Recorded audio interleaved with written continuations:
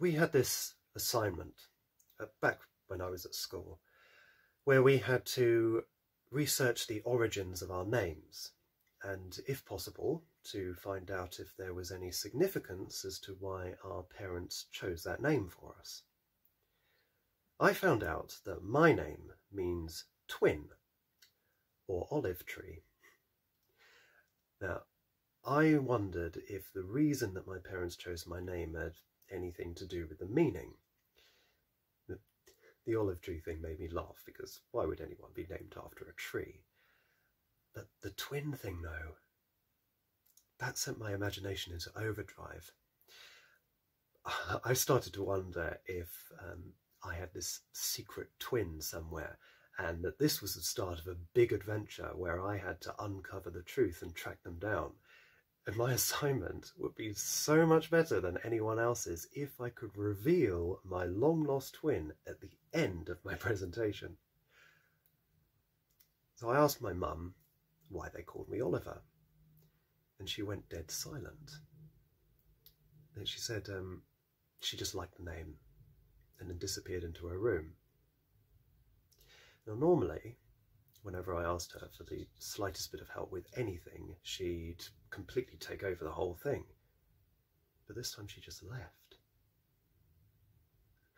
So I became absolutely convinced that she was hiding a long-lost twin from me. And by the time my dad got home, this whole story had unravelled in my head about who my long-lost twin was, why they were sent away, and how we could be reunited.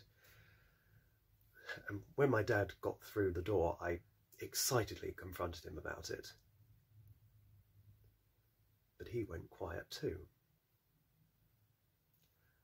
I remember him sitting me down and then telling me that my mum had an older brother named Oliver who died when my mum was very young, and that I was named in memory of him. It turns out that I didn't have a long-lost twin after all, but I did have a long-lost uncle. And I've always wanted an uncle.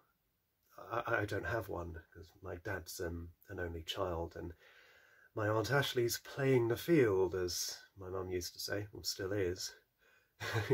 She's always teasing her to hurry up and settle down so that she can become an aunt herself. I didn't see much of my mum that evening, but when I was getting ready for bed, she came into my room and showed me a photo of my Uncle Oliver from when he was like 11 or 12. He looked like a happy person. My mum didn't tell me how he died, but she told me all about him, about how kind and sweet and funny he was, about how much he would have loved being an uncle. She was telling me all these funny stories about what they used to get up to when they were my age at the time. And that night, when I was trying to get to sleep, this whole other story began to unravel in my head, one where my Uncle Oliver was alive. We'd go shopping together, have spa days, share our own private little jokes. He was the kind of uncle that I could go to stay with if I ever had a row with my parents when I was older. And he was richer and more successful than my Aunt Ash, and she's loaded. And he had children of his own. That was the best of all. 2 boys and 2 girls. Like, finally I had some cousins. So, when it came time to give our presentations at school, the teacher asked me if there was a reason why I was named Oliver. So I told her. It was because of my mum's unhealthy obsession with olive trees.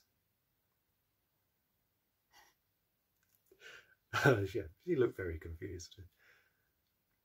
But I like to think that that is something that my Uncle Oliver would have laughed at.